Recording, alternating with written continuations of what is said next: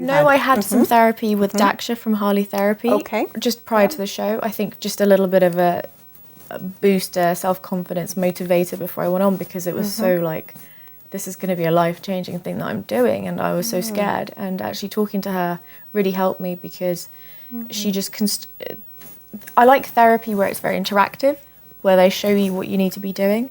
I don't like to just talk and then listen. I like the therapy where you kind of work together.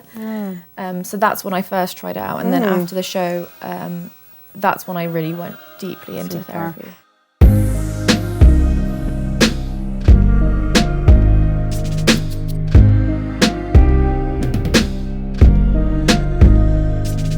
Hello, I'm Dr. Sheri Jacobson, and this is Therapy Lab, a podcast dedicated to therapy, mental health, and the art of well-being. In this episode, we are joined by soldier and winner of TV show The Circle, Natalya Platonova, to talk about her life experiences.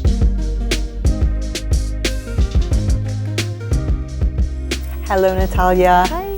Thanks so much for coming today. Thanks for having me. Well, I have to confess, I don't watch very much TV, so please can you enlighten us on who you are and what you do? So, predominantly I'm in the British Army, but also I took part in a reality TV show called The Circle, which I won pretending to be a man. So, yeah, there you go. That's me in a nutshell. Very good. Gosh, which one to take first? Can you tell, I'm fascinated about the Army and your experiences there. Can you take us through the journey? Yeah, so I joined when I was 25 years old as a regular soldier, which is quite late to join because I already had an established career. But I think I wanted more adventure, I wanted discipline, I wanted structure to my life. So I saw the Army as this great kind of career choice to tick all those boxes for me. So yeah, I've been doing that for 6-7 years now, and that's who I am. When I think of the Army, I just think physical exertion and extremes. What has it been like for you? It's been the opposite. I've had quite a soft career in the sense that it's been a lot of computer-based stuff, a lot of engagement work, and you have to be physically strong, but you also have to be mentally strong. And I think that's what people don't always see. But yeah, the training's very much changed in this day and age. You have to be really mentally resilient, and doesn't matter how strong you are, what you look like, what you're built like, that can be worked on. I think the physical strength, anyone can get there, but kind of that resilience, not everyone has it. And that's why the Army is so special, because they find those individuals that kind of have both. Yeah. So presumably you had that upon entry. Yes. What in your past had led you to develop such a strong mind? I don't know. I think coming from a different culture, so I was born in Uzbekistan and then I moved to England when I was 10 years old. I always felt like I had to prove a point, maybe prove my worth. I had quite a strong Russian family in the sense of, you have to get good grades, you have to study hard, go to university, succeed. So I always had that kind of internal and external pressures to do well. But I didn't want to fit in the mold of, go to uni and do this. I wanted to, I don't know, maybe rebel. Maybe it was a bit of rebellion. The Army kind of struck out to me because it was so different to what I was doing. I was working in events management, and the Army was just a complete 180 to what my life was, and I loved it. I think I wanted to challenge myself, and I wanted to see if I could do it, and I did. And I love it. But my biggest challenge was, well, actually my background, I was worried if I could even join the British Army. I was from Russia, but once I got my British passport, that's fine. But I always thought, would there be a stigma around it? I'm an immigrant, how would that be perceived in the world? So, but that was all internal challenges, so no one else cared, it was only me, and that's been my whole life, my own internal challenges. But also my family, I was like, am I going to upset my family joining the military? I'm the first person to join the military in our bloodline. So, there was a lot of worry, but I kind of put all that to the side and just did what I wanted to do. Okay, so the fascinating part now, joining the Circle as a man. What is the Circle? I'm not familiar with it. What led you to apply, and what led you to go as a man? So I didn't actually apply. I was found on Facebook for 2 years in a row, and they asked me to audition for it. And I thought, it's the middle of a pandemic, and I thought, what could go wrong? This sounds like a really interesting premise, and you live in a flat basically, and you interact with other players on like a system where you don't see each other, but you can be whoever you want. So you can literally be whoever the hell you want and choose the most popular person that you think would work.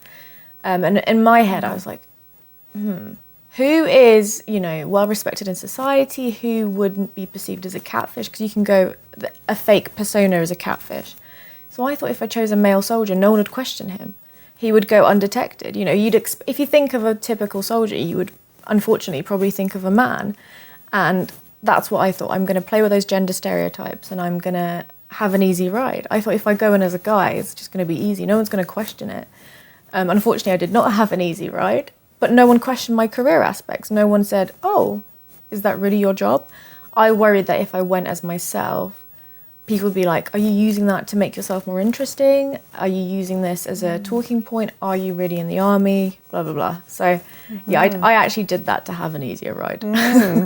Okay, so it's, I guess, all online. So you do it. You don't live physically with other people. You live in a You live in a block of flats, and you don't see each other, but you talk through this interactive system. And the picture that appears, it's like Facebook Messenger. The picture that appears is the picture you choose to be. So you can be a catfish or you can be yourself. And I was a very big catfish. And so how did that progress? What was that like, and what made it not as easy as you imagined it to be? It was emotionally quite a struggle because, unfortunately, I went in with a mindset that I can be this flirty guy that can just flirt with all the girls and be quite one-dimensional. I very soon learned that being the guy that flirts with everyone and is a typical lad's lad, no one warms to that kind of person. No one's going to relate to you. And I found myself feeling quite uncomfortable, and I thought, well, I have to put more me into this character to get anywhere in this game and even to make any friendships. So that's when I developed this Felix character with myself behind it. And when I started to open up, and I went, you know, hashtag real men cry too, you know, boys can have feelings, boys can have emotions. And I was the one who was gender stereotyping this person. I was like, that's so shameful on me, you know, guys also cry, you know, it's not just women who get emotional. And that when I started opening up and talking to the other players and showing this raw emotional side, that's when people were like, oh, Felix is cool, you know? And then the struggle became everyone fell in love with this Felix character. And then I was like, well, who am I behind, away from this person? Like, and I started to feel like when people meet me as a person, they will dislike me. They'll fall for this Felix character, and then I'll just be this person that's emotionally manipulated these characters. And I struggled emotionally with a lot. But there was a psychiatrist on site, and we always had that emotional support. But you had to focus on the game.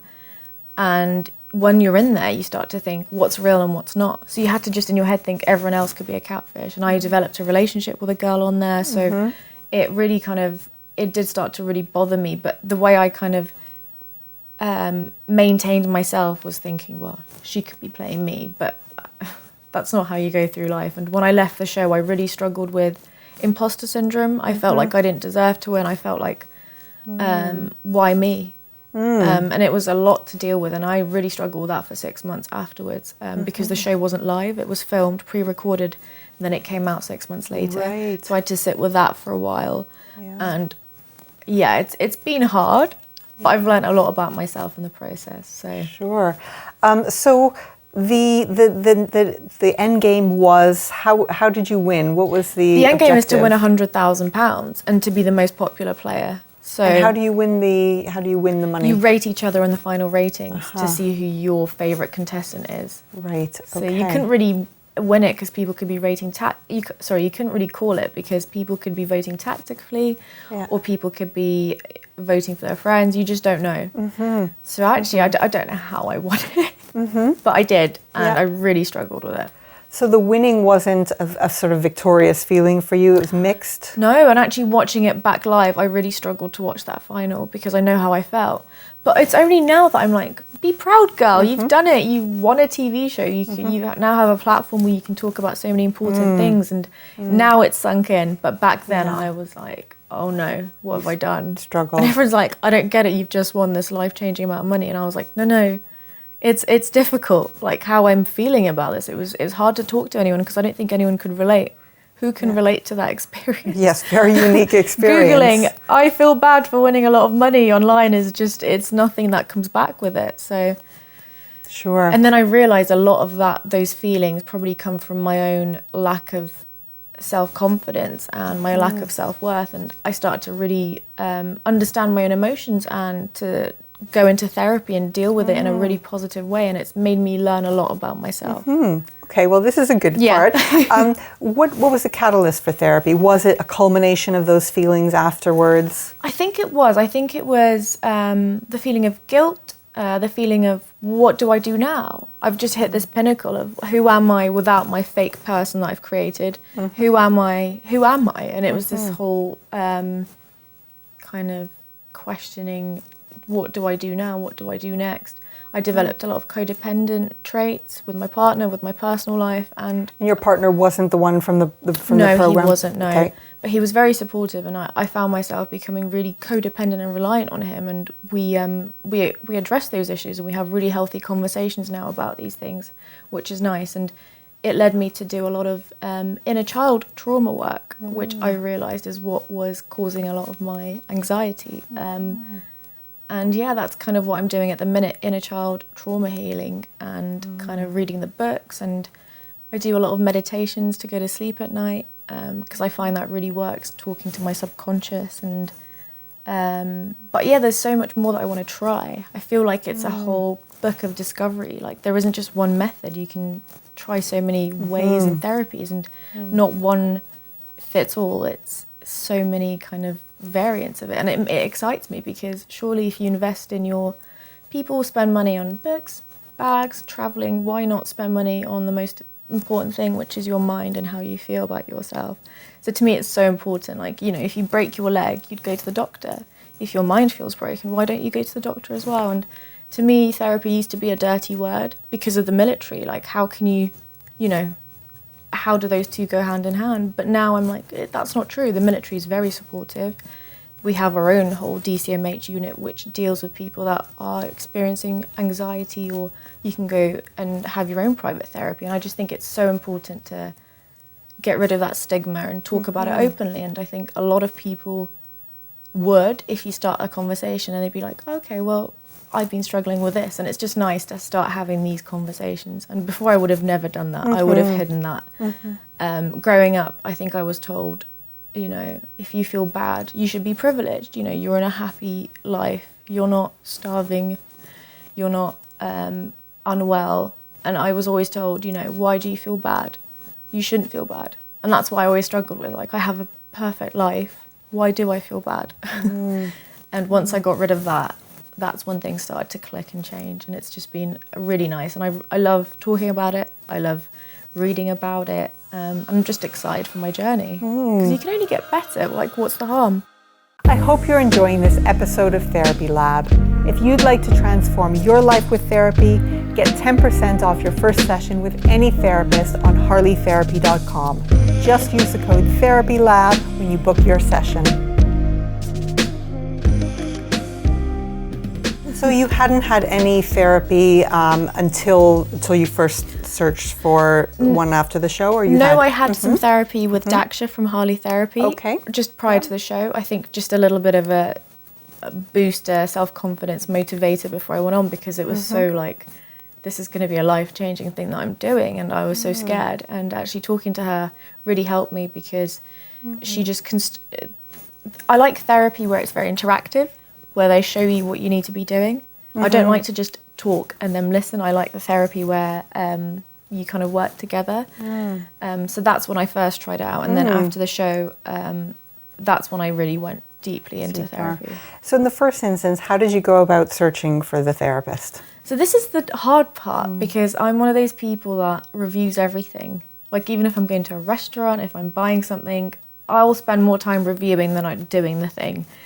So this was the worst part for me, is finding the person that fits for you. To me, it's such an important thing because you need to find the right match. And when I first started doing it, I was like, oh, if this person doesn't work out, then what? But now I've learned, you know, you can shop around per se and find the right person that, you know, clicks with you. The therapist won't be offended. I was always worried, am I going to hurt their feelings? That was me and my kind of empathy and codependency, and the therapist would always go, "This is a safe space, don't worry, I know how to deal with this." And I'd be like, "Are you okay though? Am I burdening you?" So I had to work through that as well. And I just typed in therapy for anxiety, and I came across your site, and you had such a variety of people that I was like, I want to speak to her, I want to speak to him, I want to speak to this person. But I fell upon Daksha because I just liked her blurb, and I just think she was such a warm, personable person when I spoke to her. How many sessions did you have? I had about 3, and then I went and isolated for the show. Yeah. And you were on the show for how long? 4 weeks. I don't remember now. It was a week of isolation, 3 weeks filming, and then straight back to work. So very intense. Yeah. And then subsequently, how did you go about finding your next therapist? So the next one, I thought, that's when my emotions really changed, because after the Circle, I felt really, don't get me wrong, it was an amazing experience. Like, you live in a flat for free, you get free food, the producers are amazing, but it's just my own self-doubts that were nagging away. And it's the fear of the unknown, because I hadn't seen it on TV. I didn't know what would it look like or how it would come across. And I always used to say, why worry? You're worrying twice. Something might not even happen. And that's what I was doing. I was worrying for everyone. And that's when I started thinking, well, is it something deeper? It might not be my life circumstances now. And I started to think really outside the box. Why did I join the army? Why do I behave the way I do? Why do I seek validation online? Why do I do all these things? And that's when I started to kind of read up about it and think, maybe it really comes from the very early age. And I spoke to my mother. I was like, going back from the very first day I was born, I was like, Mum, what was my birth like? And she very candidly told me, you were born with like your knuckles clutched together. You were born really anxiously. And I was a very anxious baby. And I was like, oh my God, it must start from such a young age. I was like, I wasn't traumatized at this point. I had a lovely childhood. But then it's the little things. So it's really going through your past and going through every little kind of behavior and what led you to here. And it's fascinating. And I love having these conversations with my mum, because she'd tell me what I was like as a child. And something that I saw as positive potentially might not have, might not have manifested in a positive manner in my adulthood. So, yeah, it's just fascinating. And I think I would have never thought that, you know, a bit of bullying when I was 8 would affect me now as an adult. Like how? I don't think about it, but my subconscious mind does. So, yeah. I'm on a journey. Very much so. So 2 things I'd like to unpick. One is the inner child work and the sort of trauma therapy. How do you do that? What does it look like? So for me, I've only just started doing it. I found someone who was recommended, a girl that's also in the army did inner child work with this therapist, and she said it really helped her. So I booked this lady, and she very much, it kind of leads me to it, which at first scared me. But then I thought, if I'm not doing the work myself, I'm quite lazy. I want the therapist to heal me. But what I've realised is unless I'm putting in the effort myself, it's just never going to work. And I was using therapy as just a vent, like an outlet to talk. And then I'd leave going, right, well, next week I can save up all these feelings and vent. And then I wasn't actually doing anything. So I thought, let's start to be proactive about this. And she said she recorded some sleep hypnosis for me. So inner child sleep hypnosis and meditations. I've actually gone to 2 ladies that have done 2 recordings for me. And now I'll just sit down and I'll listen to it. And it's really calming. And I've actually tried, sorry, this is going backwards. After the Circle, I tried hypnosis.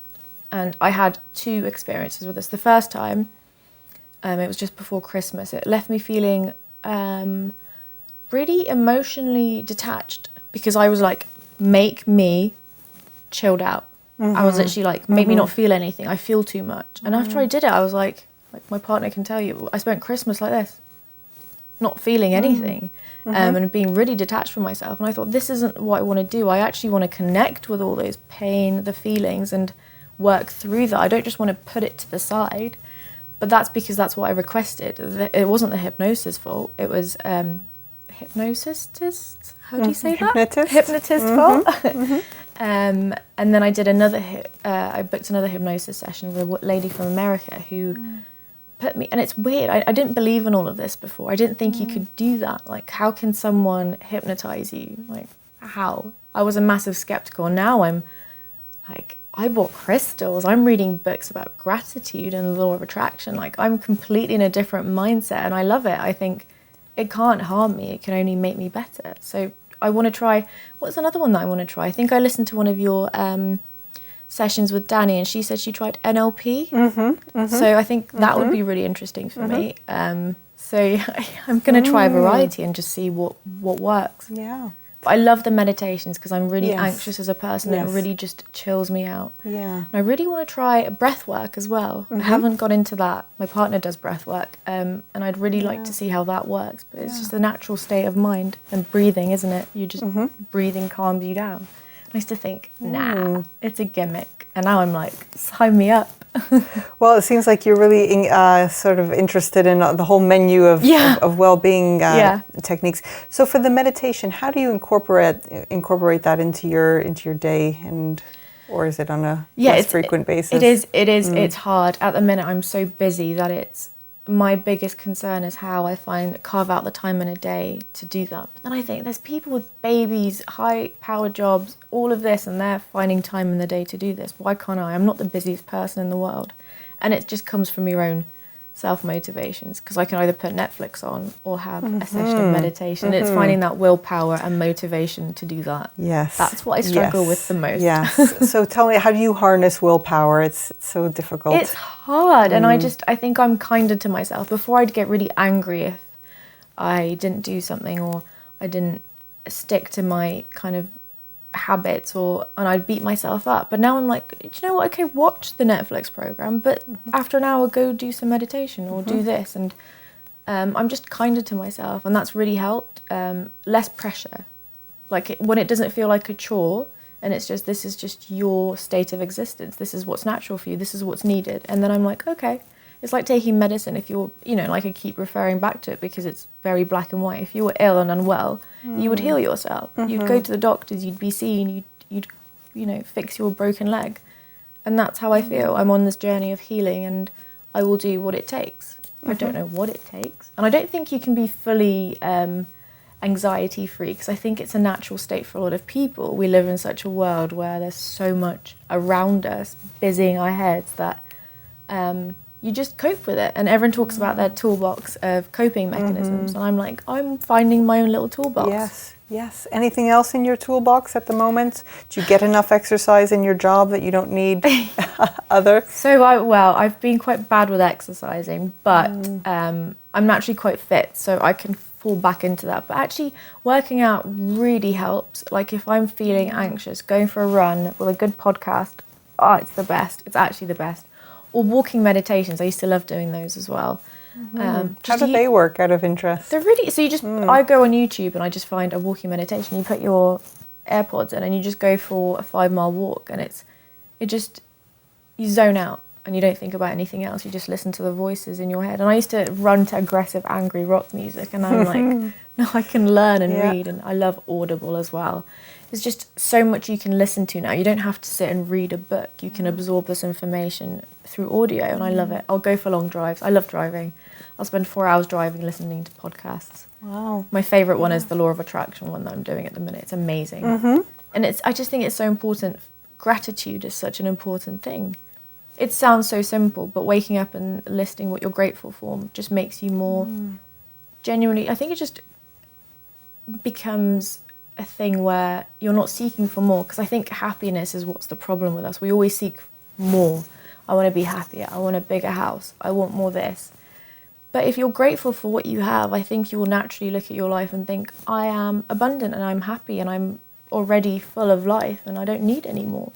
And that's my problem. I always seek the next thing, chasing the next adventure, chasing the next career path, and I can never chill out. So I'm learning to do that. Like that's my biggest thing. I think in therapy, what I want is just to feel peaceful and calm. Without the distractions, I just distract myself. I think a lot of people do. We distract our heads with a lot of things, and just it like piles up one by one, and then I don't know, that's probably when you have a midlife crisis. I haven't reached that yet, thank God.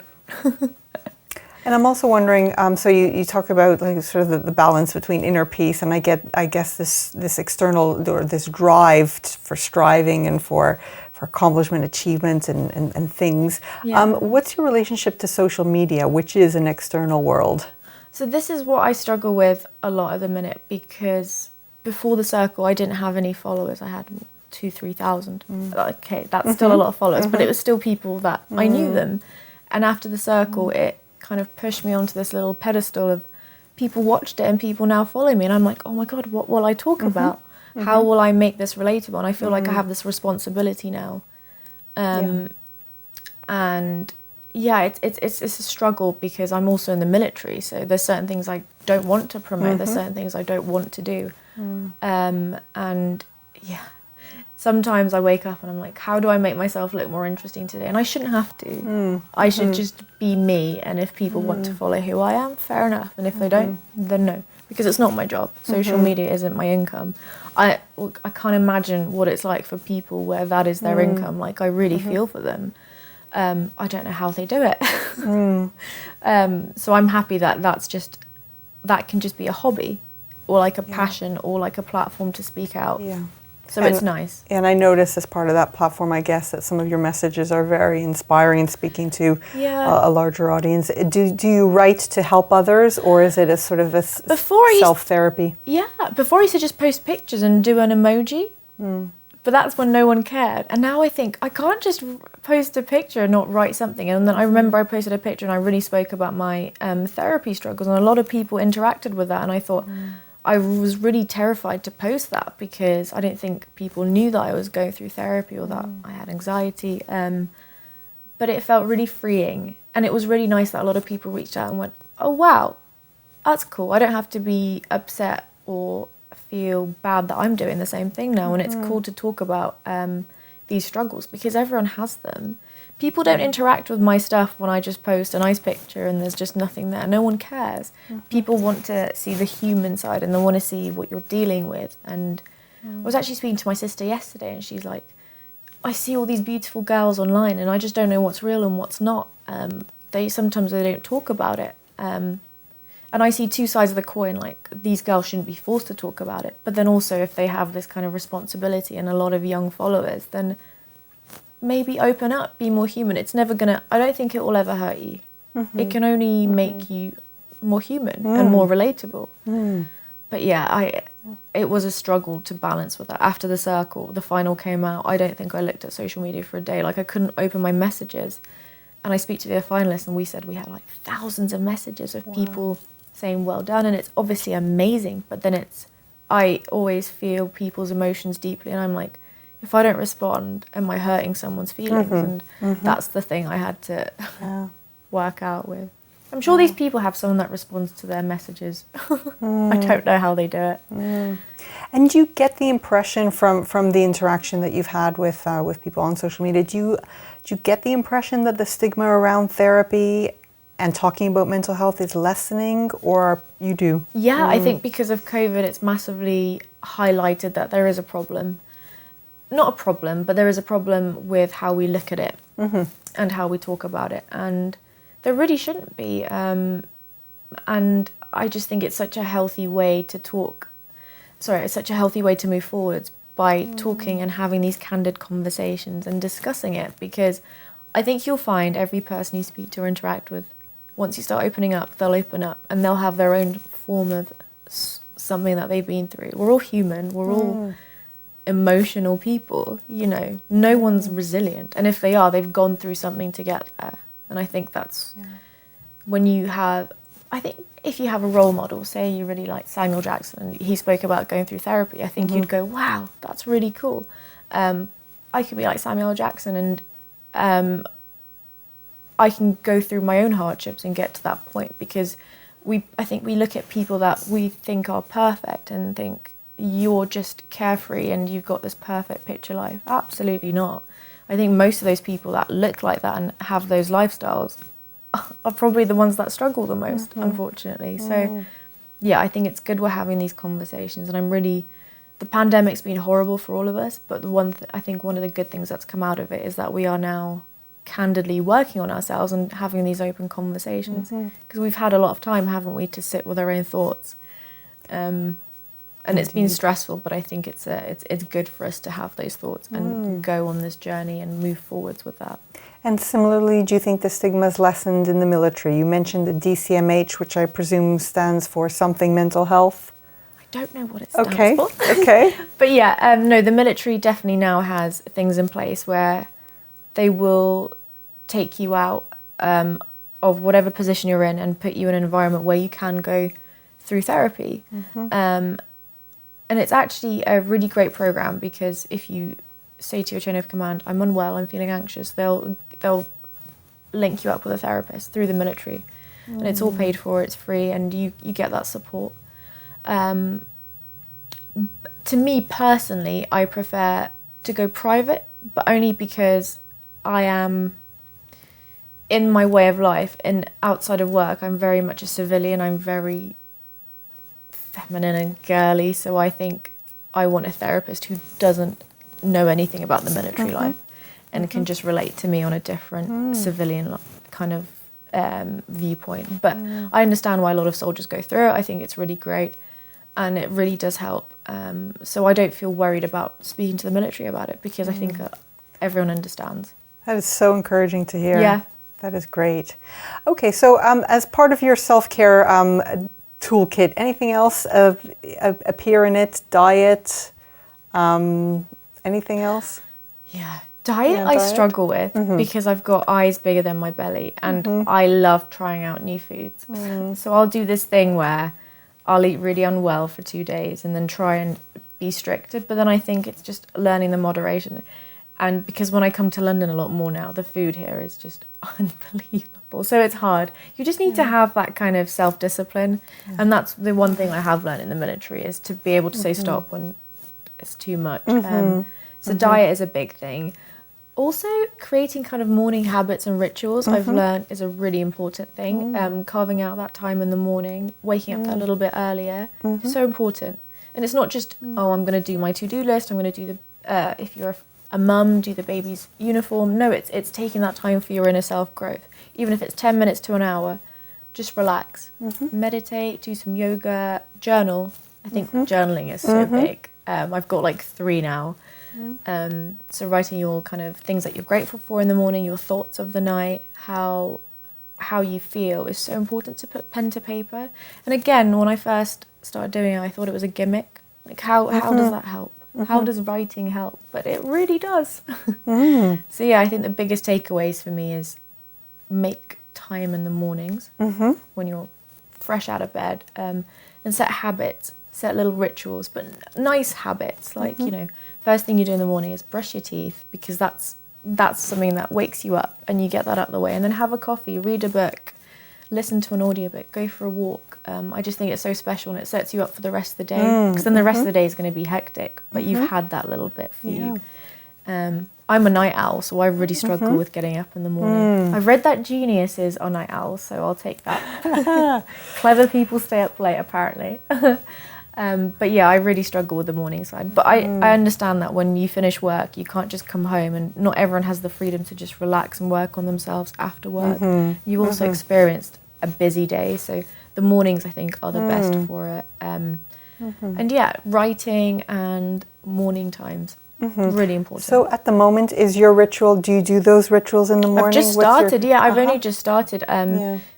There is a book called the 5 a.m. Morning Club, and I'm listening on Audible to Atomic Habits as well. So it's habits and writing. I'm all so fresh to this, but I'm loving it. Like, it's made me a happier person. Yeah, so the meditations, the morning rituals, and the gratitude list have really started to help me. What an abundant self-care toolkit. Brilliant. Just not enough time in the day to fit it all in. But it clearly sounds as if you give it priority and working on yourself. Absolutely brilliant. And thanks so much for being so honest and open about everything from your experiences in the circle to the military to your personal self-development journey. Incredible. What's on the cards for you next? I don't know. But what I want to do is something that I don't know if